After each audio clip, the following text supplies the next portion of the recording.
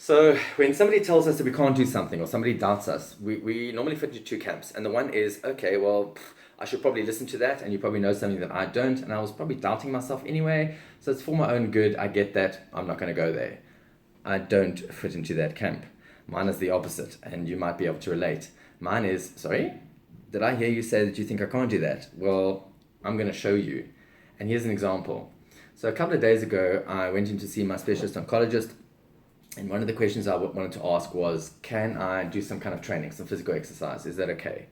And the answer that came back was the following one, is Richard, I'm not going to tell you no, but I am going to say this. I don't think that you're really going to want to match. And even if you do, I don't think you're going to be able to do much. I don't think your body's going to be capable of doing much right now in terms of what you're going through and what you've been through. So I sort of looked at him and he said, well, what I'm going to say is this. If you do, I want you firstly to wear a heart rate monitor, and you're going to send in the file from your Garmin on the training to me. I want to have a look at that, number one. And number two, it means we're going to have to do bloods and base level parameter readings twice a week. I want to make sure that especially your white blood cell count doesn't go too low, and I want to know that you're not breaking down your body in any way.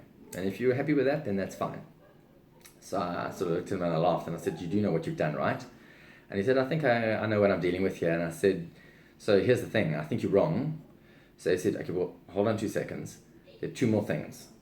I want you to promise me that, number one, you will be completely honest with yourself, because this is only about you. This isn't about me. This is about you getting better, and it's about you fighting this thing.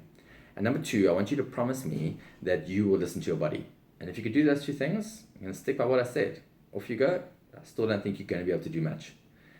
And I love that, because what it's done for me over the last couple of days is it's got me training again, because I'm determined to prove to myself that what you're telling me as a specialist isn't true. And I know I've got a really strong mind, and I know that works against me and it works for me. It's a weakness and a strength. And it's a weakness in that when I put an idea in my head, or when I was in a position where I was feeling really low and this thing's got the better of me to a large extent, I was really battling and struggling to tap into that power. And so the power of the mind was working against me.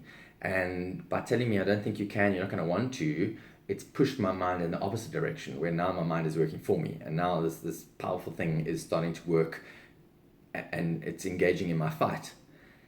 And so what I want to say to you is that no matter the situation you're in, very often we are faced in a dilemma where the people closest to us, family, friends, are telling us, you can't do that, you shouldn't do that, that new venture, the business, this talent that you think you have, well, you shouldn't do that. And they're doing it because they're trying to protect us. And sometimes they're right, but very often they're not.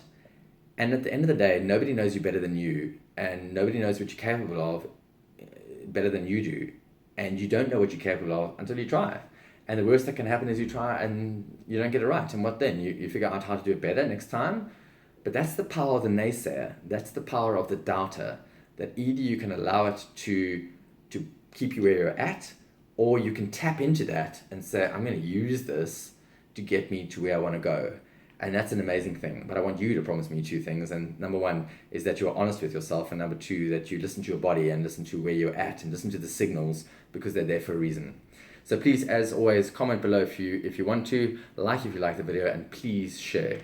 Cheers.